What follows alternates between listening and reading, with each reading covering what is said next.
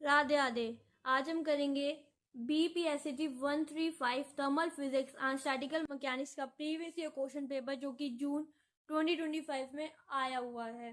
तो बिना किसी देरी के हम स्टार्ट करते हैं फटाफट से।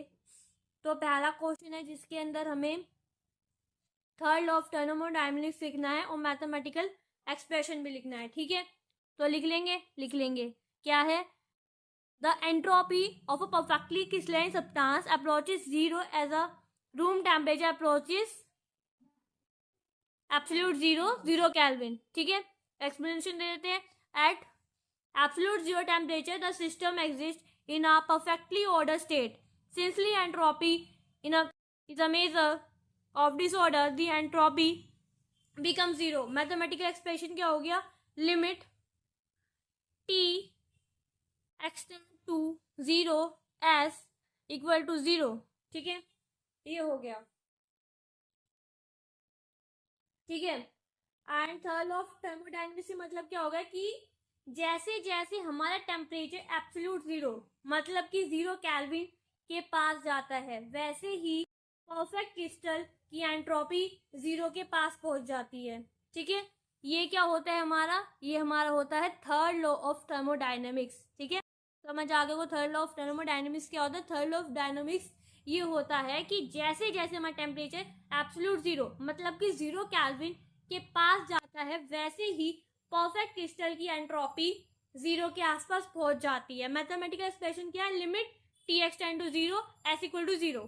ठीक है, अब हमारे सेकंड पार्ट के ऊपर जो जिसके अंदर हमें लिखना है, एजम्पशन लिखनी है वंडरवाल फॉल्स की फॉर अ रियल गैस। ठीक है, तो लिख लेंगे यहाँ पे लिखी भी हुई है, gas molecule have finite size unlike point particles, they exist attractive force between the molecule, the actual volume available for molecule motion is less than the container volume, for है due to the attraction the pressure exerted on the wall is reduce. ठीक है, and ये option है ज्यादा लिखने को।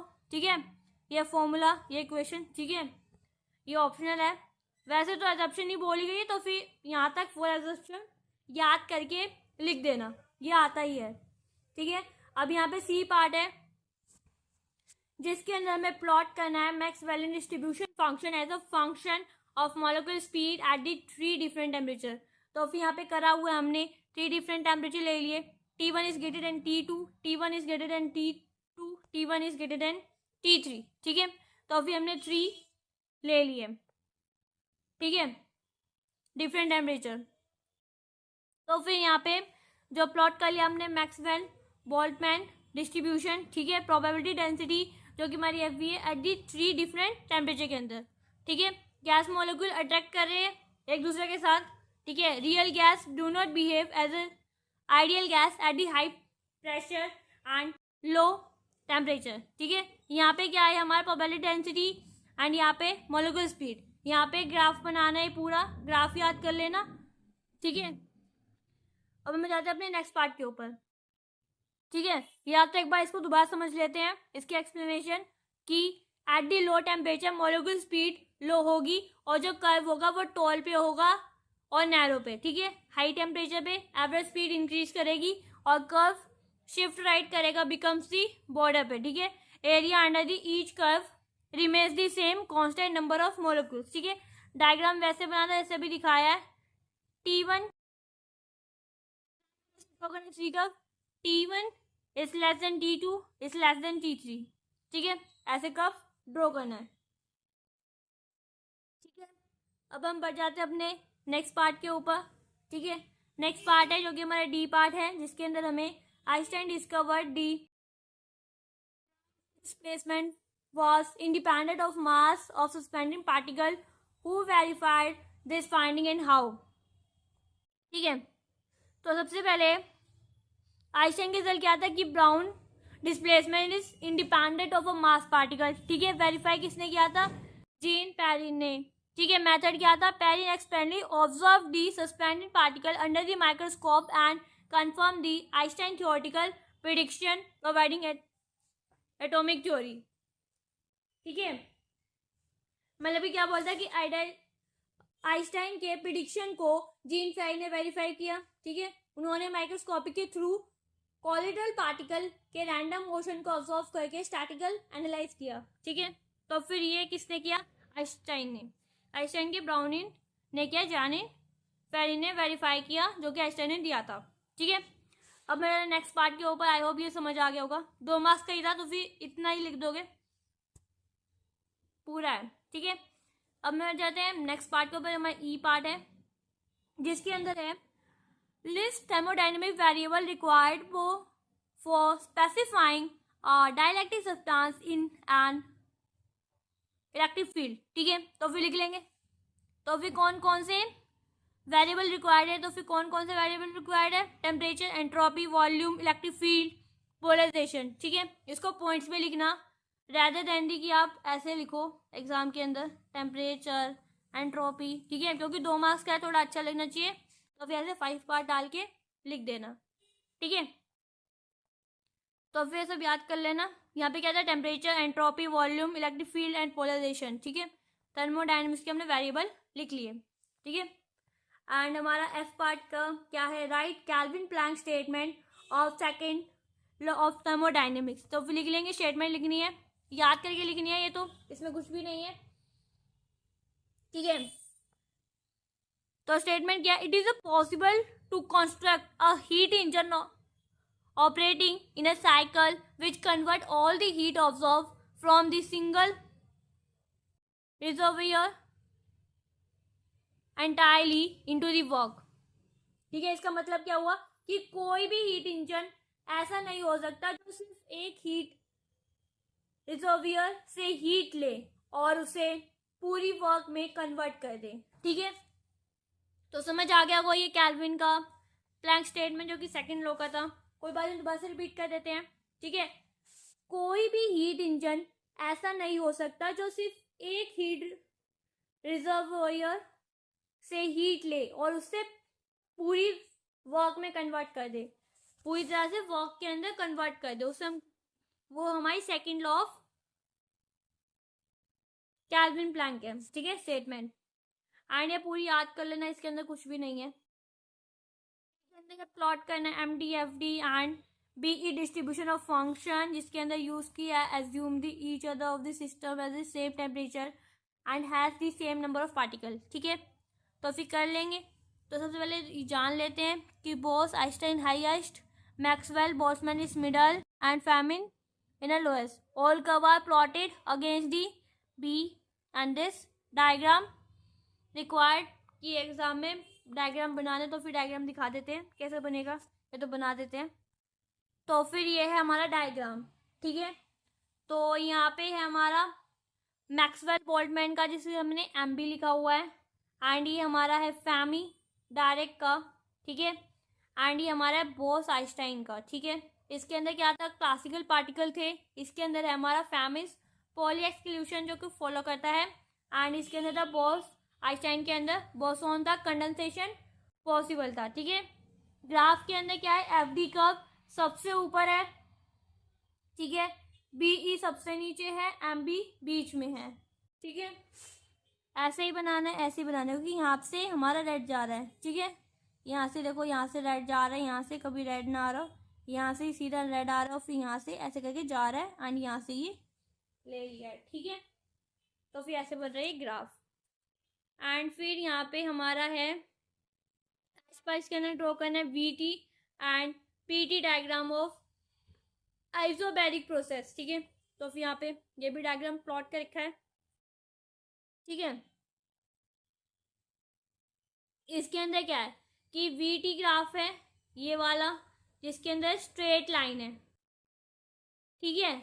And PT graph के अंदर क्या है? PT ग्राफ के अंदर हॉरिजॉन्टल लाइन है, ठीक है, जो बताता है कि प्रेशर कांस्टेंट है, ठीक है। यहाँ पे T1 आ जाएगा, यहाँ पे T2 आ जाएगा, यहाँ पे P, ठीक है। तो फिर ऐसे करके एग्जाम में बना देना। PT डायग्राम है ये हमारा VT डायग्राम है, जो कि हमने इसका बना लिया। अब हम जाते हैं सेकंड क्वेश्चन के ऊपर, ठीक है। तो सेकंड क्वेश्चन का हमारा फर्स्ट पार्ट है, जिसके अंदर हमें लिखना है right the basic assumption of kinetic theory of ideal gas, ठीक है। तो लिख लेंगे। तो यहाँ पे लिख लिया कि gas consist a large number of identical molecule are point masses molecule are in continuous random motion, intermolecular forces are negligible, collision are perfectly elastic, Newton law apply two molecule motion. ठीक है, assumption लिख लिया हमने kinetic theory of gases की. ठीक है, बस यही करना है इसके अंदर. ठीक है, अब मैं जाते हैं नेक्स्ट पार्ट के ऊपर. नेक्स्ट पार्ट इसके अंदर हमें थोड़ी सी कैलकुलेशन करनी है. ठीक है, वरना कैलकुलेशन कोई पार्ट ही नहीं आता कि फिजिक्स है, कैलकुलेशन के बिना फिजिक्स अधूरी है. ठीक है, तो यहाँ पे बी पार्ट इसके अंदर हमें कैलकुलेट करना है VRM mass for helium atom at the 27 degree Celsius, मतलब कि टेम्परेचर हमें दिया गया है. At what temperature will be oxygen molecule have the same volume of VRMS. ठीक है, एंड टेक दी HMHE, मतलब कि मास दिया हुआ है हमें. ठीक है, हीलियम का. ठीक है, तो फॉर्मूला कौन सा लगेगा? फॉर्मूला ये लगेगा 3 √3 kT/m.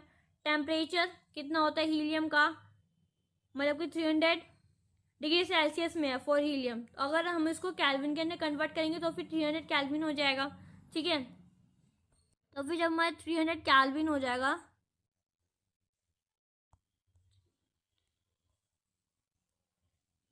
ठीक है, और हमें मास दिया हुआ है हीलियम का ये. ठीक है, यहाँ पे दिया नहीं हुआ तो फिर यहाँ पे हमने लिख लिया एंड इसके अंदर पुट आउट कर देंगे. ठीक है, तो पुट आउट करने के बाद क्या आया, तो फिर यहाँ पे 3 लिखा हुआ है, 3 लिख दिया.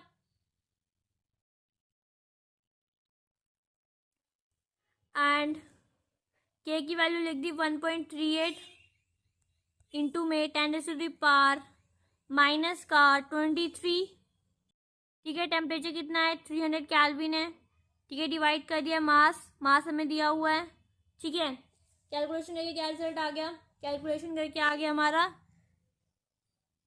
1369 मीटर पर सेकेंड. ठीक है, अब हम क्या निकालेंगे, अभी हमने निकाला हीलियम का. ठीक है, अब निकालेंगे ऑक्सीजन का सेम RMS. ठीक है, तो फिर कैसे निकलेगा, तो फिर हमें पता है कि VRMS इस प्रोपोर्शनल हो जाएगा T/m. और अगर हम इसे खोलेंगे तो फिर क्या हो जाएगा, टेम्परेचर ऑफ ऑक्सीजन मतलब कि O2 and temperature of helium equal होगा हमारा मास ऑफ ऑक्सीजन के एंड मास ऑफ हीलियम के. ठीक है, तो फिर हमें क्या निकालना है, हमें TO2 निकालना है और बाकी सब हमें गिवन है. कैसे गिवन है, हमें टेम्परेचर हीलियम का गिवन है यहाँ पे 300 कैल्विन, यहाँ पे पुट आउट कर दिया. ठीक है, एंड जो हमारा मास है ऑक्सीजन का वो हमारा 32 है, हीलियम का हमारा 2 है. ठीक है, हीलियम का क्या है 2 है, तो फिर सिंपली कैलकुलेट करके तो फिर क्या आ जाएगा हमारा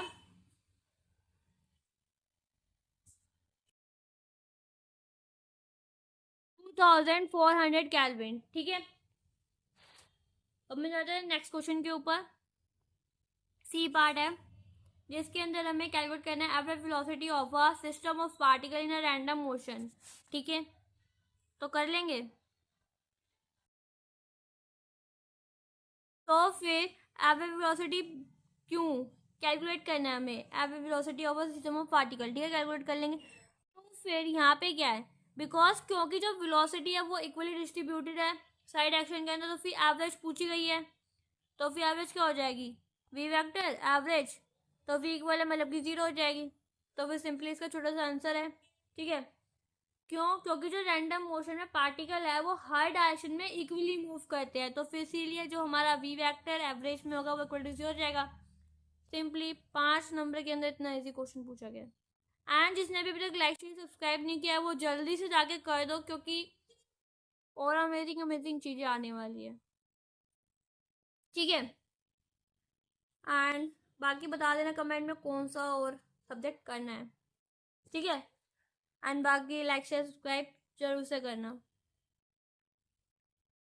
तो बढ़ जाते हैं अपने थर्ड क्वेश्चन के ऊपर जिसका फर्स्ट पार्ट है, जिसमें हमें लिखना है फर्स्ट लॉ ऑफ थर्मोडायनेमिक्स सबसे पहले तो.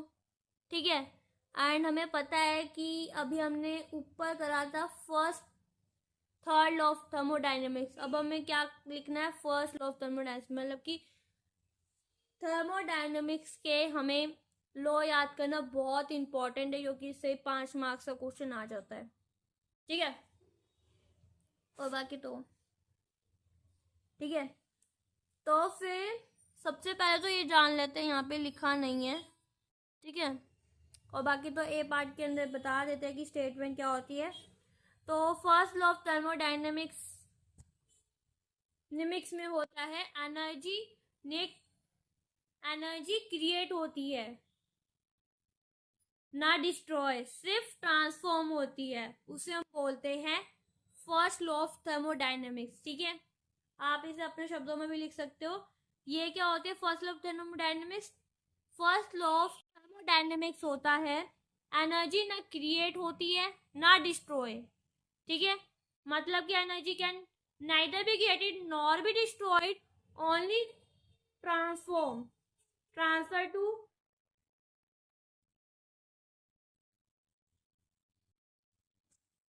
One body to another body, ठीक है। तो फिर ये होता है हमारा फर्स्ट लॉ ऑफ थर्मोडायनेमिक्स, ठीक है। एंड इसकी क्वेश्चन क्या होती है? ये क्वेश्चन होती है D U and lambda Q equal to D Q plus में लैम्डा डब्ल्यू, ठीक है। आइडियल गैस के लिए क्या होता है कि यहाँ पे आइडियल गैस के लिए पूछा गया है, ठीक है। तो फिर आइडियल गैस के लिए क्या होती है? आइडियल गैस के लिए होती है D U equal to C V D T, ठीक है। और फिर यहाँ पे जो लैम्डा क्यू है वो इक्वल हो जाएगा सी वी डी टी प्लस में पी डी वी, ठीक है। एंड सिमिलरली क्यू वी है वो हमारा पी डी टी माइनस में वी डी पी हो जाएगा। मतलब कि हमें प्रूफ करना था, हमने प्रूफ कर दिया यहाँ पे, ठीक है। क्योंकि हमारा डी यू क्या होता है? डी यू होता है हमारा सी वी डी टी होता है, ठीक है।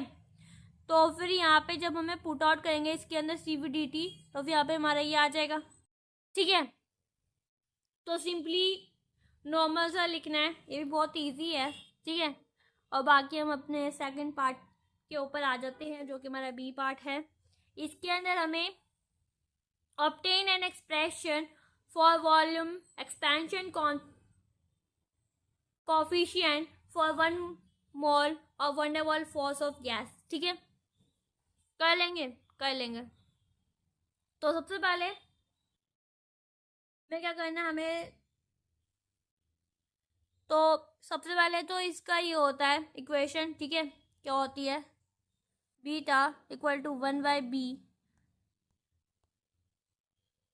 Delta V by delta T and उसको पी, ठीक है, पी। एंड अगर हम यूज कर रहे हैं वंडरवॉल फोर्स को और डिफ्रेंशिएशन करेंगे तो फिर क्या आ जाएगा? Beta equal to R by V minus B and P plus में ए बाय वी का स्क्वायर, ठीक है। ये आ जाएगा, ठीक है। एंड अपने बजाते हम नेक्स्ट क्वेश्चन की ओर, ठीक है। यहाँ पे पूरी कर लेना, ठीक है, डेरिवेशन ही है, ठीक है। वैसे पूरी करा दी है क्योंकि यही है, क्योंकि डेफिनेशन लिखो then using the van der Waals forces equation and then ये लिख दो, ठीक है, पूरा हो जाएगा। नेक्स्ट क्वेश्चन की ओर बढ़ जाते हैं। तो फिर जिसके अंदर हम ड्राइव करना है इक्वेशन, ठीक है, on adiabatic process and hence you obtain the work done during the process, ठीक है। कर लेंगे। तो फिर यहाँ पे क्या हुआ? यहाँ पे कंडीशन क्या है? कंडीशन है कि जो लैम्डा है वो क्यू इजिकल टू 0 है, ठीक है। इक्वेशन क्या है? पी वी, क्योंकि हमारा कॉन्स्टेंट में है। तो फिर वर्क डन क्या हुआ? वर्क डन हो गया W P one V one minus में P two V two gamma -1, ठीक है। तो फिर निकाल लिया हमने। क्या बोला गया था? वर्क डन का प्रूफ करो, कर लिया। जब हमारा लैम्डा क्यू इक्वल टू 0 था तो फिर जो हमारा पी वी है वो हमारा कॉन्स्टेंट, जो फिर यहाँ पे पुट आउट करके हमारा आ गया, ठीक है। पर जाते हैं। नेक्स्ट है हमारा ये, जो कि हमारा 4 क्वेश्चन है, क्वेश्चन 4, जिसके अंदर हमें right the 4 Maxwell equation of thermodynamics, ठीक है। Using this relation obtain the first and second TDS। ठीक है, तो फिर यहाँ पे हमने 4 मैक्सवेल के रिलेशन लिख दिए हैं। क्या क्या लिखे हैं? Lambda T by lambda V S equal to minus lambda P lambda S by V। ठीक है, एंड सेकंड क्या है? Delta T by delta P under S and delta V by delta S P। ठीक है, and ऐसी क्या है? Delta S by delta V into में T एंड इक्वल टू में delta P by delta T into में V। ठीक है, एंड हमारी फोर्थ भी है, तो इसको अच्छे से लिख ही देते हैं। यहाँ पे थोड़ा सा मोटा कर लेते हैं। Delta T delta V S equal है हमारा माइनस का, एंड याद कर लेना। ठीक है, क्योंकि आती है ये हमेशा। V सेकंड क्या है? Delta T delta P S equal to delta S P। ठीक है, थर्ड क्या है? Delta S delta V T equal to delta P delta T V। और क्या है? Delta S delta P T minus में delta V delta T P। ठीक है, तो फिर हमारी ये 4 है इक्वेशन जो कि हमने लिख दिया। और हमें ये भी बोला गया था कि first and second TDS relation से यूज करके लिखनी है। ठीक है,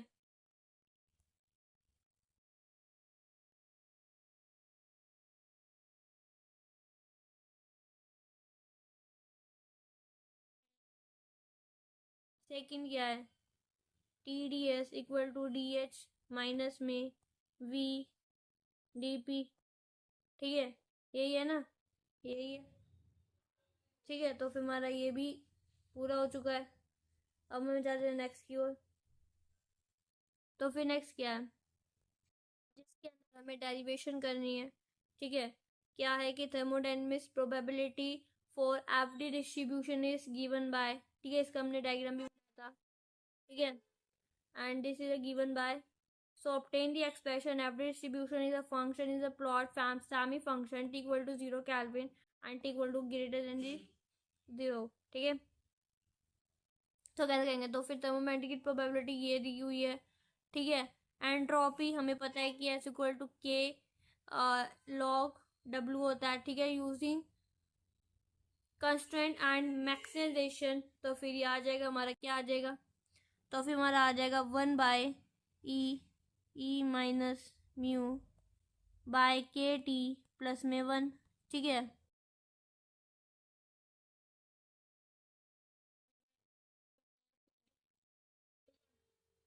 अब बजाते और पार्ट के ऊपर। ठीक है, क्या है? Obtain the partial function of a single particle monatomic ideal gas. ठीक है, मतलब कि सेमी फंक्शन है। ठीक है, मतलब कि जो टेम्परेचर है वो इक्वल टू 0 केल्विन होगा स्टेप फंक्शन में। और अगर सॉरी, ठीक है,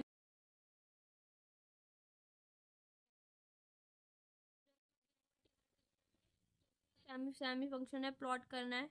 ठीक है, इसके अंदर क्या होगा? टी इक्वल टू 0 पे हमारा स्टेप फंक्शन होगा, और T is greater than 0 kelvin पे वो हमारा स्मूथ कर्व होगा। ठीक है, जो हमारा और पार्ट है उसके अंदर partial function of a single particle of a monatomic ideal gas करना है। ठीक है, पार्शियल ये हो गया। क्या होगा? z equal to V by lambda का क्यूब। तो फिर जो लैम्डा है वो क्या हो गया? h अंडर रूट में 2πm/kT। ठीक है, तो फिर ये हो जाएगा। एंड इसी के साथ हमारा पूरा हो चुका है। ठीक है, जून का 2025 का प्रीवियस क्वेश्चन पेपर। ठीक है, शेयर सब्सक्राइब नहीं किया है वो फटाफट से जाके कर दो एंड शेयर कर देना, शेयर करना मत भूलना एंड कमेंट में बताना और कौन सा चैप्टर चाहिए।